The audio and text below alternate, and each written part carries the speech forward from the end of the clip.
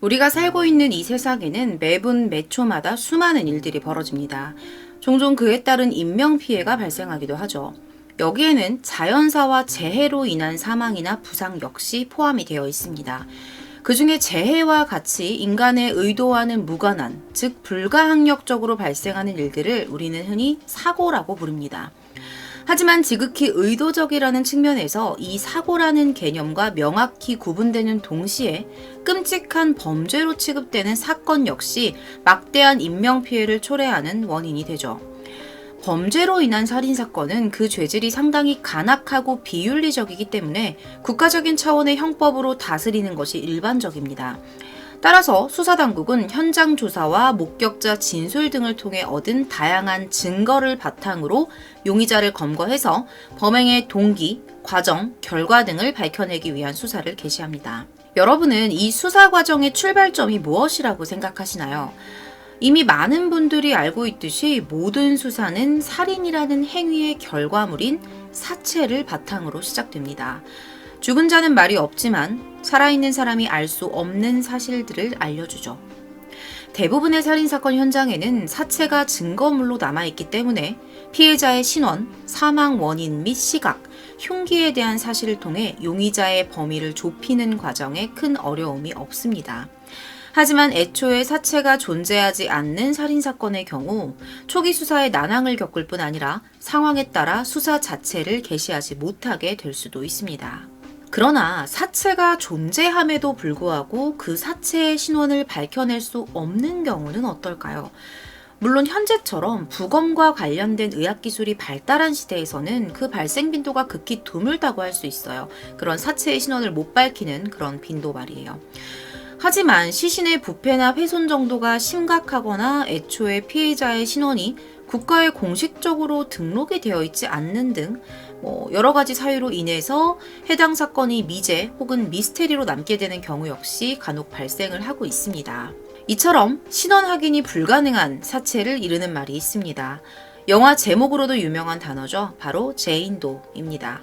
제인도는 영어권 국가에서 익명의 여성을 지칭할 때 사용하는 표현입니다. 본래 익명의 남성을 가리키던 존도라는 단어를 이제 제인이라는 여성의 이름으로 바꿔서 표현을 한 거예요. 다시 말해서 신원미상의 남성 시체는 존도, 여성 시체는 제인도라고 부르는 것이 일반적입니다. 뿐만 아니라 법정에서 가해자와 피해자의 이름을 알 수가 없거나 공개할 수 없는 경우에도 이와 같은 표현들을 사용한다고 합니다. 자, 지금부터는 미스터리로 남은 유명한 사건들 몇 가지를 좀 알아보려고 합니다. 사체의 신원이 확인이 되지 않아서 영원한 미해결 사건으로 남아버린 사례들을 한번 몇 가지 살펴볼까요? 대표적으로 센강의 소녀와 타만슈드 사건을 이야기를 해볼 수가 있겠네요. 1800년대 후반에 프랑스 센강에서 사망한 채 발견된 한 명의 소녀가 있었습니다. 당시 프랑스 센강에서 신원 미상의 시체가 발견되는 일은 매우 흔했다고 해요. 여타 다른 사체들과 마찬가지로 이 소녀의 신원을 파악하는 일 또한 실패로 돌아가면서 사망 원인이 자살인지 타살인지 여부조차 밝혀내지 못하게 되었습니다. 결국 이 소녀의 죽음은 자살로 처리가 됐지만 여전히 사람들에게 많은 의문을 남긴 사건으로 기억이 되고 있습니다. 타만슈드 역시 사체의 신원을 확인하지 못한 채 종결된 호주 최대의 미스터리 사건입니다. 여러분들 유튜브를 통해서 이미 많이 접해보셨을 것 같아요. 1948년 11월에 오스트레일리아의 남부 해변에서 발견된 남성은 더운 날씨임에도 불구하고 옷과 구두를 모두 착용하고 있었을 뿐 아니라 값비싼 코트까지 걸치고 있는 상태였어요. 이 사망한 남성의 바지 주머니에서 타맘슈드라고 적힌 종이가 발견이 됐어요. 타맘슈드라는 단어는 페르시아어로 종결을 의미합니다. 하지만 이 사실이 언론을 통해 퍼지는 과정에서 발생한 오타로 인해서 이 사건의 명칭이 타맘슈드가 아닌 타만슈드로 굳어지게 된 거죠. 이는 직접 적은 것이 아닌 책에서 찢겨진 형태로 남아있던 글귀였습니다. 이후에 진행된 사체 부검을 통해서 남성의 사망 추정 시간, 나이대, 행적 등이 차례대로 밝혀졌지만 남성의 신원만큼은 끝내 알아내지 못했다고 합니다. 한동안 이에 대해 많은 음모론이 제기되면서 근거 없는 소문들이 떠돌았었죠. 오늘 목요일 미스테리 컨텐츠에서는 앞서 언급한 내용과 같이 사체의 신원미상을 이유로 해결되지 못한 사건들을 소개하려고 합니다. 사체가 존재하는 동시에 존재하지 않는 사건들에 관한 미스터리 이야기입니다. 그날은 1928년 10월 13일이었습니다. 새벽 5시 20분경에 영국의 리즈를 출발해서 목적지인 브리스틀로 향하던 급행열차가 글로스터셔에 진입을 합니다. 큰 문제 없이 운행이 되고 있었어요, 이 열차가. 그런데 기관사의 착오로 인해서 차필드역에 정차하고 있던 열차와 충돌을 하게 됩니다. 그리고 그 충격으로 인해서 열차의 연료인 석유가 새면서 큰 불길에 휩싸이게 되었죠. 당시 급행열차의 재질이 나무로 되어 있었기 때문에 화재는 순식간에 열차 전체로 퍼졌어요. 피해 역시 말로 다할 수가 없었죠. 승객 60명이 있었는데 그 중에 16명이 사망을 했고요. 부상자가 41명에 달했습니다. 이 사건이 미스테리로 남은 이유는요. 3등 칸에서 꼭 껴안은 채 발견된 시신 2구의 신원이 전혀 밝혀지지 않은 데에 있었습니다.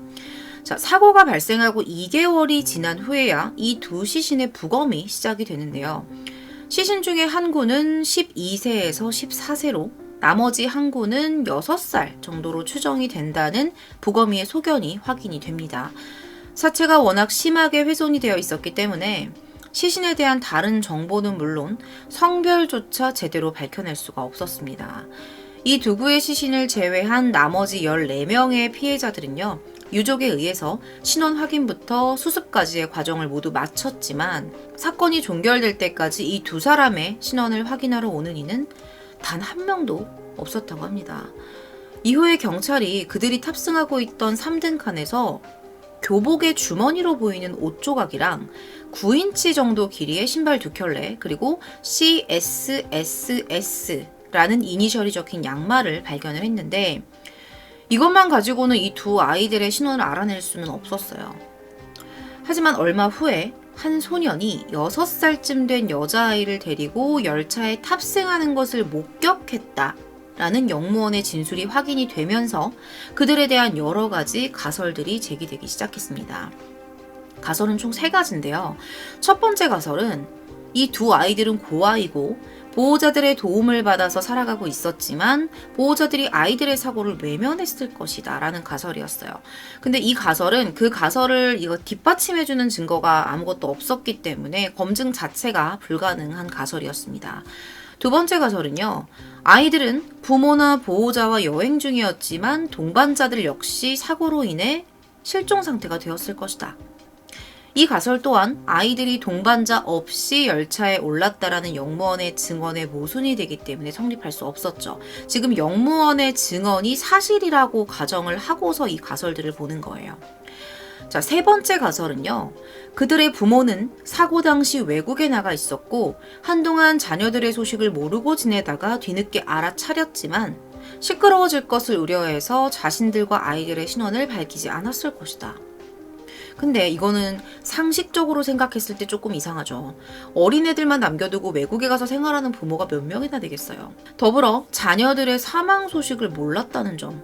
당시에는 몰랐다고 하더라도 사건이 일어난 지 100년이 다 되어가는 기간 동안 아이들의 죽음에 대해 아무런 행동도 대응도 보이지 않는다는 점은 이거는 납득하기 어려운 일이죠. 이외에도 여러 가지 가설들이 나왔지만 이 중에 어느 하나 확실히 증명된 건 없었습니다. 결국에는 별다른 소득도 없이 사건이 종결이 돼버리고 두 아이들의 정체는 이렇게 영원히 미스터리로 남았습니다. 과연 이 참사 속의 두 아이들이 누구였을까요? 어쩌면은 이 세상에 연고가 아예 없는 정말 단 둘뿐이었던 서로를 의지하면서 살아가던 아이들이었을까요?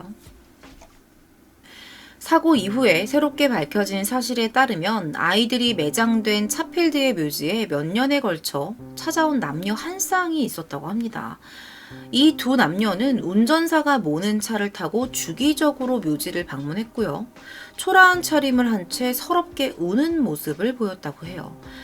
3번째 가설은 이들의 모습을 목격한 누군가에 의해 제기가 된 거였어요. 하지만 이들의 신원 역시 제대로 확인된 바가 없고요. 현재까지도 두 아이들에 대한 진실은 드러나지 않고 있습니다. 두 번째 사건은요, 2004년 4월 8일 오후 2시 40분 후지 요시다 경찰서에 걸려온 한 통의 전화로 인해 세상에 알려지게 됩니다. 야마나시현 야마나카 코무라의 산중에 위치한 도로 옆의 경사면에서 공사를 하고 있던 한 인부가 토막난 채 비닐봉투에 담겨있는 사람의 머리를 발견했다는 신고를 해온 거였어요. 당시에 겹겹이 쌓여 있었는데 이 겹겹이 쌓여있던 비닐봉투에는요, 죽은 지 수개월이 지난 것으로 추정되는 머리와 양팔이 담겨 있었습니다. 안타깝게도 육안상으로는 이 신원을 파악하는 게 불가능했고 부패가 너무 진행이 되어 있었으니까. 그래서 이 경찰은 현장 근처에서 벌목을 하고 있었던 인부의 증언을 통해서 시신이 들어있던 가방이 이미 오래전부터 같은 자리에 있었다는 사실을 확인을 하게 되죠. 하지만 그 누구도 가방 안을 확인할 생각을 하지 않았기 때문에 사체를 발견하기까지 꽤 긴 시간이 걸렸던 거예요. 수사본부는요, 사체 발견 장소가 살해 현장이 아닐 것이라는 전제 하에 일단 수사를 시작을 합니다. 다음 날이었던 4월 9일에 주변을 수색하던 이 인력은 현장으로부터 약 8km 정도 떨어진 길가에서 사체의 일부로 추정되는 인골을 발견을 합니다. 인골이 발견된 장소는 머리와 양팔이 발견된 차선과 같은 차선이었어요. 그리고 백고라가 진행된 이 사체를 비롯해서 여성의 의료를 담은 비닐봉투가 함께 발견이 되면서 살해된 시신의 성별이 여성일 것이라는 가설이 제기가 됩니다. 이 가설은요, 얼마 뒤에 진행된 부검에서 진실로 판명이 되었죠. 이 사체의 나이는 대략 40세에서 60세 사이로 파악이 되었습니다. 목과 어깨가 칼로 절단이 되어 있었다는 것 이외에 별다른 외상은 확인되지 않았고요. 정확한 사인은 불명이었습니다. DNA 감정 결과 피해자가 일본인을 포함한 아시아계의 유전자형을 가진 여성이라는 사실까지가 확인이 됩니다. 이외에도 신체적인 특징이나 수술 경력 등 피해자에 대한 다양한 정보가 드러났지만 끝내 그녀가 누구인지는 밝혀지지 않았습니다. 수사본부는 피해자가 아시아계 외국인일 수도 있다는 가능성을 배제하지 않은 채 그녀의 초상화가 들어간 포스터를 제작합니다. 그 포스터는 일본어와 한국어를 포함한 총 5개 국어로 제작이 되었고요. 피해자에 대한 여러 가지 정보를 제공하고 있었지만 현재까지 살해된 여성의 신원은 밝혀지지 않은 상태입니다. 조사를 통해서 밝혀진 그녀의 신원은 다음과 같았어요. 키는 한 150에서 156cm, 혈액형은 O형, 그리고 어깨까지 오는 갈색 머리에 오른쪽 이마에 위치하고 있는 3mm 정도의 점, 귀에 난 피어싱 구멍이 좀 있었고요. 그 다음에 축농증에 관련한 치료와 수술 경력을 보유하고 있었습니다. 오늘 소개할 마지막 이야기는 1981년 오하이오주 마이애미에서 발생한 살인사건에 대한 것입니다. 이 사건은 2018년 4월부로 시체의 신원이 확인되었다는 점에서 앞서 소개한 두 가지의 사건과 구분이 되지만 이 역시 해결되지 않은 미제 사건으로 남아 있습니다. 1981년 마이애미 카운티 트로이에 위치한 55번 도로변에서 살해된 채 발견된 이 여성은요, 발견 당시 미 원주민의 전통 가죽 옷인 벅스킨을 착용하고 있었습니다. 그러다 보니 신원이 밝혀지기까지 약 37년이라는 기간 동안 벅스킨 소녀라는 명칭으로 불리게 됐죠. 소녀는 땅바닥에 엎드린 채 발견이 됐고요. 머리 후두부에 큰 외상이 존재했지만 사망 원인으로 지목된 것은 목졸림이었습니다. 일부 수사관들은 그녀가 가출 소녀이거나 매춘부일 것이라고 생각을 했어요. 하지만 시신 발견 장소에서 그녀가 매춘부라는 사실을 특정할 만한 단서가 발견이 되지 않았고요. 신발을 신고 있지 않았던 것으로 미뤄봤을 때 다른 곳에서 살해가 되고 도로가에 유기된 것으로 잠정 결론을 지었습니다. 그녀는 벅스킨 상의와 청바지를 입고 있었고요. 붉은 머리를 양갈래로 따은 모습이었습니다. 갈색 눈동자에 죽은 깨를 가지고 있었고요. 얼굴 피부 상태로 봤을 때 꽤 오랜 기간 동안 바깥에서 생활한 것으로 추정이 되었죠. 더불어 오른쪽 앞니에는 보철을 하고 있는 상태였고요. 그녀의 턱 아래와 오른쪽 손과 발, 그리고 왼쪽 손목에는 꽤 짙은 흉터가 자리하고 있었습니다. 살해된 지 50시간 만에 그녀가 발견이 됐는데요. 발견 당일에 비교적 빠른 시간 내로 사체 부검이 이루어졌기 때문에 지문, 치아, DNA 등 사체를 통해 얻을 수 있는 정보들을 비교적 많이 얻을 수 있었습니다. 그럼에도 불구하고 사체의 신원을 파악하는 일은 실패로 돌아갑니다. 200명이 넘는 실종 여성들이 선상에 올랐다가 전부 배제가 되었죠. 몇 명의 수사관들은요, 사체가 발견된 장소로 봤을 때 그녀가 방랑자 신분의 여성일 거다 이렇게 주장을 했고요. 일부는 그녀가 오하이오 사람이 아닌 외국인이다라는 입장을 고수를 합니다. 후에 그녀의 옷에 묻어 있었던 꽃가루가 있었어요. 그 꽃가루를 분석을 해보니까 미국 북동부나 서부 혹은 멕시코에서 왔을 가능성까지 제기가 됩니다.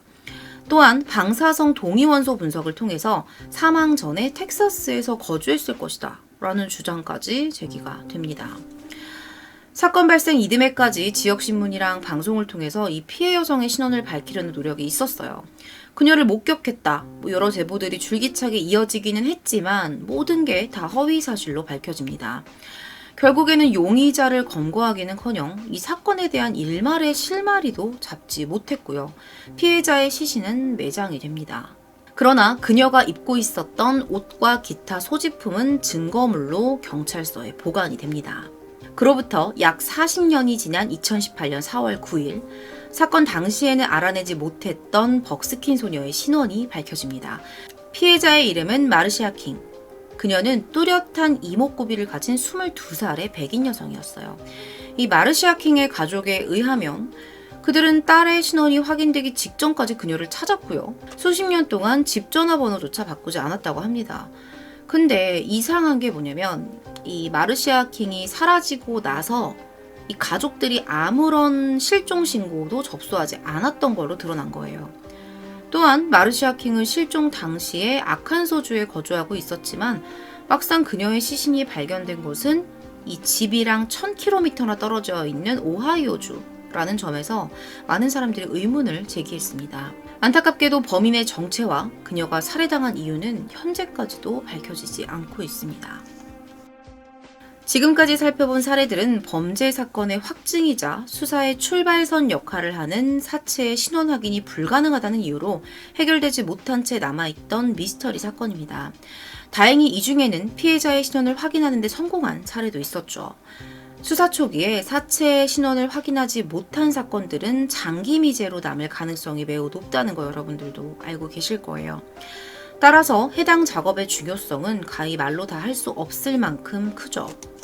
현대에 이르러 수많은 의학기술과 시스템, 수사기법이 발전을 하면서 이 시신에 대한 정보를 파악하고 신원을 확인하는 데 큰 문제가 발생할 확률은 전에 비해 낮아졌습니다.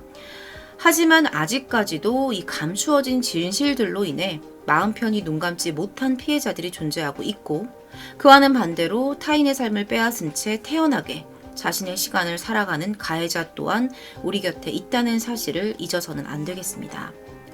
오늘 준비한 미스테리는 여기까지입니다. 시청해주셔서 감사합니다.